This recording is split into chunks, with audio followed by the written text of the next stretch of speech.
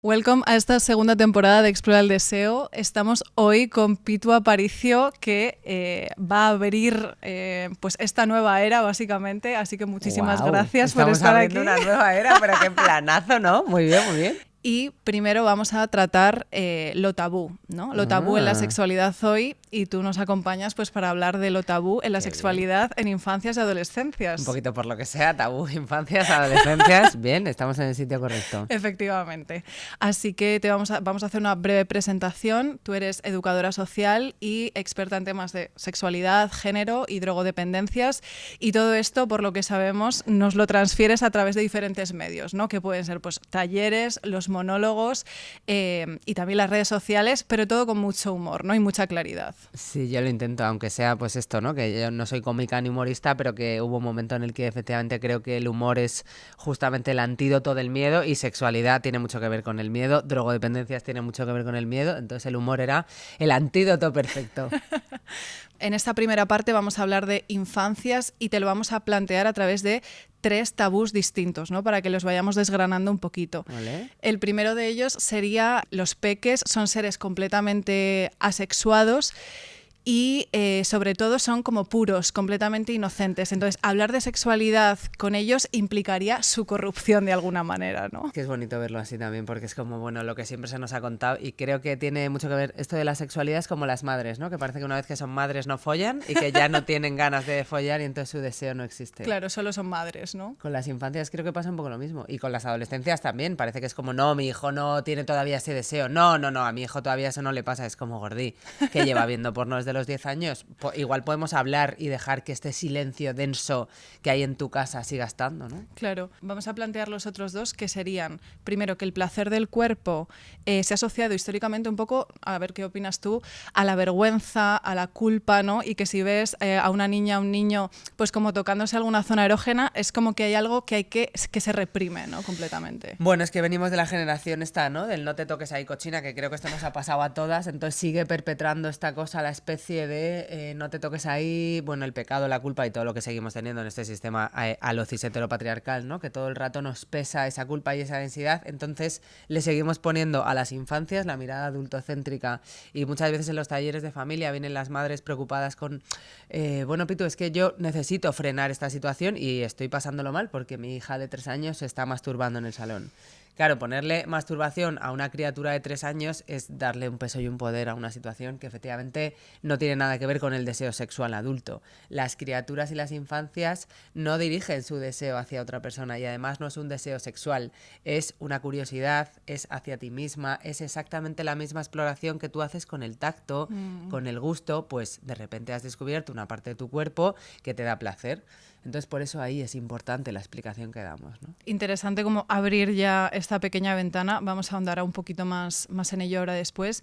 Y lo tercero que te queríamos plantear, así como para ponerlo todo en panorámica, sería ese tabú en torno a cuestionar la relación entre adultos y niños, niñas, ¿no? Y cómo esto, ¿no? Como esta incapacidad a veces que tenemos para intentar ver qué está pasando ahí, dónde habría que poner límites, dónde no.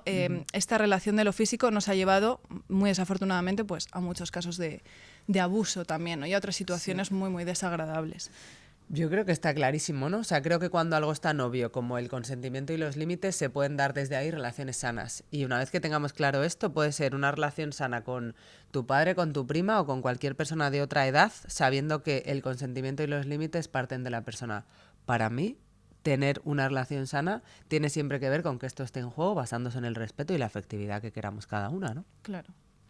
Es que así dicho, hijo, claro, está parece muy claro. claro. Sí, por eso me parece que es importante nombrarlo, tía, porque lo que no se nombra no existe, y cuanto más lo pongamos en el discurso colectivo, pues más peso tendrá, y que el silencio que hay con la sexualidad todo el rato es muy cargante. Es como esas casas en las que hay un elefante en esa habitación porque no se habla de que no sé quién es maricón. Por Dios, vamos a nombrarlo, ¿no? Es verdad. Pues vamos a entrar ahora más de lleno a cada uno de ellos, ¿no? Este primer tabú, hablábamos de la idea de que los peques son seres, pues eso, inocentes, casi ángeles o algo así, ¿no? Y entonces hablarles de sexualidad es corromperles de alguna manera, pero también es despertar deseos que no tenían. ¿Tú qué piensas de esto? Yo que soy la de que prohibir es despertar el deseo, basta que prohibamos algo, vamos, que este es el lema de mi web, con eso te digo todo. Creo que partir precisamente de prohibir, yo me especialicé en sexualidad y en drogodependencias porque era lo prohibido y por eso digo, no, vamos a ponerlo sobre la mesa para hablarlo. Entonces, creer que tus criaturas y que tus hijos no están explorándose es negar una parte de su desarrollo, de su crecimiento como persona, de su pura biología, y hacerlo es dar el espacio mientras estamos en la bañera, mientras yo me estoy cambiando la copa menstrual, quitándome un tampón, de generar un espacio en el que yo hablo con mi criatura porque quiere saber, y no contarle de sexualidad es como no hablar del universo. Bueno, pues está rodeándonos y lo suyo sería hacer una educación transversal con todo. Porque tú en los talleres, o sea, ¿qué es lo que observas? ¿Cuáles son sus inquietudes? ¿Qué dudas tienen? ¿Qué es lo que les apetece saber? Yo que doy talleres de sexualidad desde hace 10 años a criaturas desde los 4 años a peña hasta los 94 años. Aun los días que tengo esta voz de Winnie the Pooh porque esté malísima, también. Me doy el rango de edad, también te digo, o sea... Sí, y me flipa. Hoy hablaba con una chica de Cruz Roja que para un par de talleres que tenemos y me decía, ¿de qué edades a qué edades podemos mezclarles? Y esto es importante. Tú no puedes meter a los padres o las criaturas y a toda la familia ahí porque entonces ¿a quién le das el taller? ¿A las familias o a las criaturas? Las edades son importantes porque tú no explicas matemáticas con 4 años lo mismo que con 16. Entonces esto es lo mismo. ¿Qué les cuento en sexualidad? Pues con el lenguaje y las herramientas adaptadas a su edad podemos hablar de, efectivamente, ¿qué es esto de yo me puedo explorar mis zonas placenteras? Sí, bueno, tu zona placentera se llama clítoris, no se ha hecho un mapa del clítoris hasta el año 2008, gracias. Y efectivamente decirle, vale, Gordi, tú no puedes estar todo el día tocándote el clítoris porque efectivamente si comieras mucho chocolate, ¿qué te pasa? Que te duele la tripa. Entonces, si nos tocamos todo el día el clítoris y estamos todo el día en el salón moviéndonos, te va a doler y te va a escocer, se te va a irritar. ¿En qué lugares podemos hacerlo? Tu cuerpo es tu intimidad. A que nosotras no nos duchamos en la plaza del pueblo. Por eso cuando nos duchamos es donde podemos tener un espacio íntimo. Tú te das la crema después y en tu habitación puedes tener tu intimidad. Es sencillo, y así no es no te toques ahí, no estamos cargando con la culpa, no estamos haciéndole pensar que todo lo que tenga que ver con sus genitales a partir de ese momento ya no te lo va a querer venir a contar, porque ya le has generado una culpa de uy, mi madre aquí ha puesto una cara muy rara. No, al contrario, mi amor, vamos a hacerlo cuando puedas, donde puedas y hasta donde puedas. Entonces, ¿hay actos sexuales tal y como los entendemos desde la edad adulta? ¿Qué es la sexualidad en la infancia?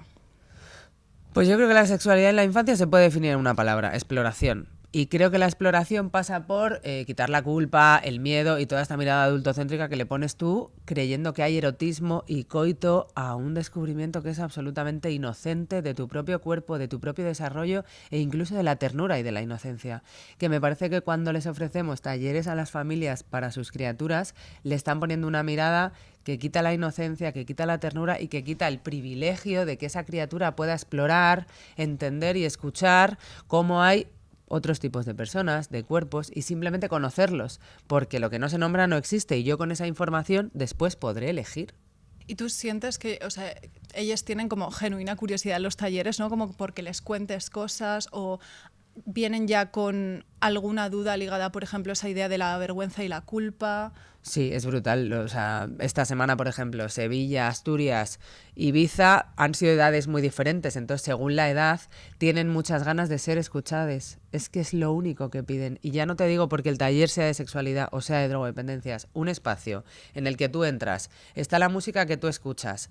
Esa tipa que está ahí en chándal a la que tú conoces y con la que te van a dejar 2 horas sin profesorado ha puesto las sillas en círculo y está, hola, ¿qué tal? Dando los buenos días, tal, no sé qué. En el momento en el que yo les digo que vamos a hacer una ronda emocional en la que vamos a decir quién soy, cuáles son mis pronombres y cómo estamos, para nombrar las emociones, flipan en colores. En plan, pero Pitu, ¿yo puedo hablar el rato que quiera? Claro, sí, o sea, cuéntame, ¿cuál es tu...? Bueno, es que no sé, estoy flipando, porque claro, aquí yo nunca había visto chochos en una mesa. Claro, amor, ¿y qué te parece? ¿Que es interesante? Sí, porque tal. Simplemente ser escuchados a cualquier edad ya es un espacio subversivo, porque no les estamos escuchando. Wow, qué fuerza tiene esto, ¿no? Es que es increíble y creo que es lo único que hemos querido toda la vida todos, ¿no? Tener nuestro huequito y poder comentar qué era lo que te preocupaba. ¿Y tú crees que entonces seguimos tratando con un prisma muy de gente adulta Absolutamente. esto, ¿no? O sea, como todo este disfrute e investigación del cuerpo de la infancia. Estamos decidiendo sobre nuestros hijos. Y yo esto lo hablo, en los talleres de familias y de padres. El otro día le decía a un grupo de madres, porque los talleres son de familias, pero solo vienen las madres. Hola, ¿qué tal? No es un caso aislado, se llama patriarcado y no es el que tengo aquí colgado. Esas madres están queriendo que sus hijas confíen en ellas y generar un espacio de intimidad en su casa, pero cuando las niñas dejan 13, 14 años, el móvil para irse a la cama, lo que esas madres están haciendo es cotillar su Instagram y leer sus WhatsApp. Entonces, ¿qué tipo de bidireccionalidad estamos creando? Tú quieres que confíen en ti, pero no estás dejando un espacio de intimidad. Entonces, oye, vamos a tener las herramientas suficientes para confiar y que realmente estar en casa sea un espacio de seguridad. Claro. ¿Y tú crees que tenemos una visión de los placeres que sentimos en el cuerpo muy ligados a la excitación sexual? Es decir, por ejemplo, ¿no? Este caso en el que, por si podemos hacer un paralelismo con las infancias, ¿vale? En el que hay madres que sienten como placer cuando están amamantando, ¿no? Ah, sí, esto se habla mucho, ¿no? Pero bueno, es que estamos hablando de hormonas, ¿no? O sea, al final tu oxitocina cuando estás amamantando también no estamos hablando de un placer que sea sexual, que esto es todo el rato la idea que le damos. Todo el rato hablamos de placer y Claro. parece que hay erotismo. Yo como chocolate y me da un placer que flipas. Entonces, cualquier cosa que para ti sea placentero no se tiene siempre que relacionar con el coito, lo erótico. No estamos hablando de una teta y una criatura, estamos hablando de afecto, estamos hablando de conexión, estamos hablando de hormonas. Es que somos mamíferas, o sea, negar que hay un placer en amamantar a tu criatura que ha salido de ti, bueno, no me parece óbice que tengamos en cuenta todo esto, ¿no? De lo placentero. Claro, es que, o sea, esta pregunta venía porque precisamente esto, ¿no? Hay como muchas madres que sienten mucha culpa por este proceso y después creo que también hay como esta interpretación radical en que, por ejemplo, yo que sé, una niña tiene una erección por, ¿no? Por lo que sea y entonces es como, está excitado, ¿no? Claro. Entonces parece que no podemos disociar ciertas respuestas del cuerpo de la excitación, tal y como lo entendemos en la edad adulta, ¿no? Por eso es importante el lenguaje y poderle decir a tu criatura, anda, mira, mamá, se levanta, claro, ¿y cuándo pasa eso? Ah, pues se levanta, no sé, porque tengo frío. Oye, y cuéntame cómo te hace sentir. Que no pongamos todo el rato las palabras que tienen que decir, porque esto lo hacemos con los adolescentes, lo hacemos con las infancias y todo el rato creemos que es una sobreprotección. Bueno, ¿cómo te hace sentir?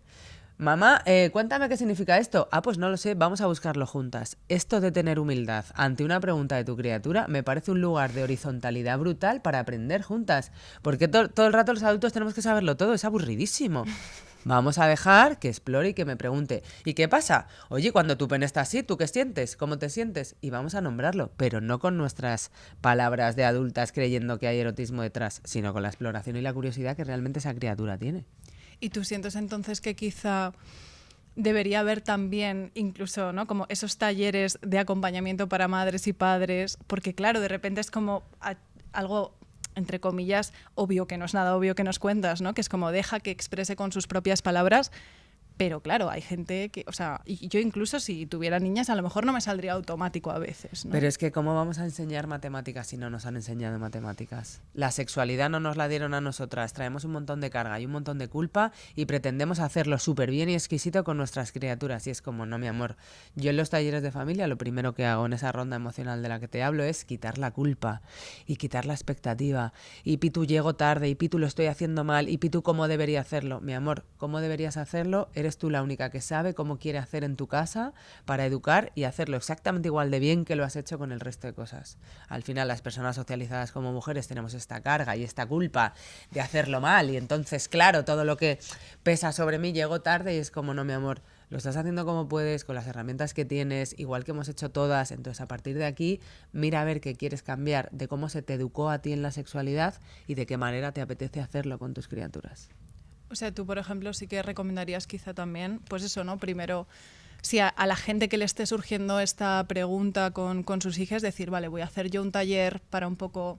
Absolutamente. O sea, las familias que vienen a los talleres, antes de ayer, el otro día en Asturias, 30 mujeres, todas madres, casi todas 27 madres. Yo me he apuntado al taller de sexualidad para ver qué hago con mi cría de 5 años. Yo me he apuntado al taller para ver qué hago con mi adolescente de 16. Digo, ¿alguna de aquí se ha apuntado por su propio autocuidado? alguna ha venido por su propio autoconocimiento, alguna ha buscado estas 2 horas, que es tedioso encontrar 2 horas en vuestras vidas, dejar la ansiedad y el estrés a un lado para poder sentaros aquí a hablar de vosotras. Claro, entonces en esa ronda emocional pues acabamos llorando, emocionadas, porque venimos absolutamente ahogadas de un sistema capitalista que te arrolla y que encima tienes 2 hijos y que no tienes que tomar Orfidal porque entonces... o sea, un momento. Vamos a ver cómo podemos primero centrarnos en nuestra sexualidad, pero no en nuestra sexualidad del coito, sino en si cualquiera de nosotras podemos encontrar un par de minutos para darnos crema en el cuerpo después de ducharnos. No te pido más. Duro. Pues eso lo veo todos los días. Y claro, para ti acompañar esto también será... Si yo quise ser terapeuta fue que hay un momento de siendo educadora e integradora social en el que los grupos me fascina. Creo que una de mis fortalezas es precisamente esto, ¿no? Leer muy bien al grupo, y me gustaba mucho poder acompañar el tránsito de esa persona, y no durante las 3 horas de taller, sino poder derivar a otros recursos que le pudieran servir, y no de forma asistencialista, ¿no? Ni institucional, sino, oye, pues este libro, o mira, María Ángeles, escuchándote creo que esto puede ser interesante, y ser terapeuta me ha dado la oportunidad también de poder seguir ese guión y no quedarme solo en las 3 horas de taller, sino el Instagram me aporta esa parte de después podemos hablar, escríbeme. Ojalá muchos de los chavales que luego salen de los talleres y que a los 2 días me mandan un DM, hostia, Pitu, qué fuerte eso que me dijiste, porque es verdad que yo me quedé todo rayado y es verdad que yo no tenía por qué tener las claves de mi novia y ahora lo hemos hablado y lo he entendido, pero yo no sabía que eso era violento. A mí eso me llega profundamente porque tiene un sentido mi trabajo, y entiendo el impacto que hay detrás de lo que hemos hecho durante ese tiempo. Oh, pues qué maravilla, ¿no? Porque a veces no es tan cercano, ¿no? O sea, a veces siempre hay como una distancia y que tú puedas estar ahí como en contacto con las personas directamente. Claro, es que esas son las charlas, ¿no? Yo siempre digo cuando empiezo que esto va a ser un taller y no una charla. Es que, tía, cuántas nos dieron charlas que eran infumables de un montón de rato bueno, pues esto de estar hablando una persona y que no hubiera horizontalidad.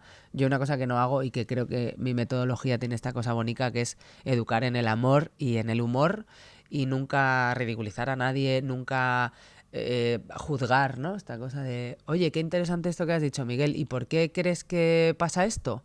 O, vale, espérate, vamos a ver qué piensa Paula de esto que has dicho. Bueno, generar el espacio, ¿no? Y mover esa información para ampliar el pensamiento crítico, porque aquí no importa lo que tú o yo pensemos, sino que cada una se lleve una reflexión y diga, pues mira, no lo había pensado así. Por ir cerrando, Pitu, tema de tabús, ¿cómo crees tú que podría ser una... Lo has ido ya avecinando antes, ya nos lo has puesto ahí un poquito en bandeja, ¿no? Pero como esa relación sana entre adultos, niñas, ¿qué es lo que nos tenemos que cuestionar? Porque eso, preparando la entrevista, yo me acordaba de mi director del colegio. O sea, es un recuerdo literalmente que había bloqueado, que yo creo que he hablado con alguna amiga, pero era como... Te acercabas a la pizarra y este hombre, bueno, te ponía la mano pues como en un sitio incómodo, ¿no? Que no podías nombrar como el culo, pero tampoco era como la espalda, ¿no? O sabías que había como una incomodidad cuando estabas cerca, él se acercaba demasiado, y creo que eso, ¿no? Por un lado, nos cuesta cuestionar cómo deben de ser este tipo de relaciones, eso, entre adultos, niños, niñas, y por otro lado son cosas muy sutiles, ¿no? A veces cuando tiene que ver con los abusos, obviamente y desgraciadamente en otros casos no. ¿Tú qué herramientas nos podrías dar para tratar de repensar esto, ¿no? Como esa relación entre niños y adultos? Madre mía, es que esto que cuentas es un abuso de poder clarísimo, ¿no? O sea, creo que cuando hay efectivamente un abuso de confianza, tiene que haber ahí una clara comunicación que sea, vamos a ver, esta persona está excediéndose, ¿no? Y encima dices que lo comentabais entre varias, que hay situaciones de colegios que esto daría para mucha tela. Creo que en cualquier momento, a cualquier edad, precisamente lo que tiene que haber es el afecto, los límites y el consentimiento. No puede ser que haya un abuso de poder en que una persona que sea más mayor sí que sabe lo que está haciendo. No podemos elegir por nuestras criaturas, ¿no? Y esto tiene mucho que ver con no le obliguemos a nuestros hijos a dar besos si no quieren, porque están literalmente diciendo a través del consentimiento, poniendo un límite, porque el frutero pincha y yo no quiero darle un beso, mamá. Esto es lo mismo. A cualquier edad, al final es hacer caso al deseo implícito de la criatura, de la persona o de ese adulto que está diciendo esto quiero y esto no quiero, y además puede cambiar. Yo puedo haber dicho que quiero y a los 5 segundos darme cuenta de que en verdad no quiero. Para mí eso es importante para cualquier tipo de comunicación y para cualquier tipo de relación también de cualquier edad, ¿no? Y tú desde los 4 años ya empiezas a introducir el tema del consentimiento, Sí. en este punto de decir, vale, vamos a darles agencia y simplemente vamos a escuchar lo que quieren y no quieren, ¿no? Sí, lo hago mucho con actividades, o sea, pues desde los 4, 5, 6, quinto de primaria, sexto de primaria, hablamos mucho con Marcos, ¿quién es tu mejor amigo? Vale, ¿y por qué? ¿Y qué cosas te gustan? ¿Y a ti cuál es tu comida favorita? Estamos todo el rato ahondando en el placer, en el deseo, en las cosas que nos gustan y en las cosas que no nos gustan. Y cuando a ti no te gustan las lentejas, ¿cómo lo dices? Ah, pues yo digo que no me gusta. Y cuando pasa algo que a ti no te gusta, ¿cómo lo nombras? Esto es súper fácil y es muy sencillo y lo hacemos en grupos y no es una forma de banalizarlo, sino de ponerle nombre. Y una vez más decir, vale, ¿y a ti con esta pluma hasta dónde te gusta? ¿Hasta aquí o hasta aquí? Ah, pues es que a mí me gusta más. ¿Y cómo te gusta más? ¿Despacio o suave? Ah, creo que es tan obvio y tan fácil poderlo decir y poderlo nombrar que luego cuando crecen está demostrado que a partir de los 7 años es cuando desarrollamos el sentimiento de la vergüenza.